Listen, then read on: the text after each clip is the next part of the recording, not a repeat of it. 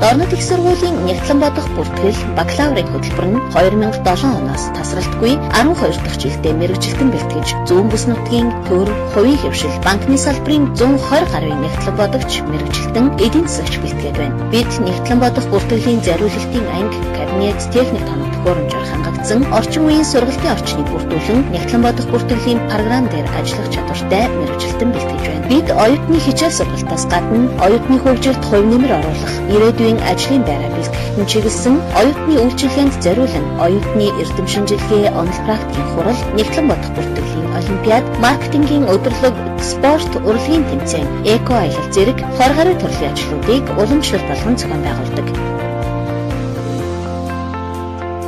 Сайн Нягтлан бодогч гэдэг байгууллагын өнгө үзэмж доктортой үйл ажиллагааны нөхцөлийг бүрдүүлэгч. Дорн их сургуулийн Нягтлан бодох хөтөлбөрт суралцахыг урьж байна.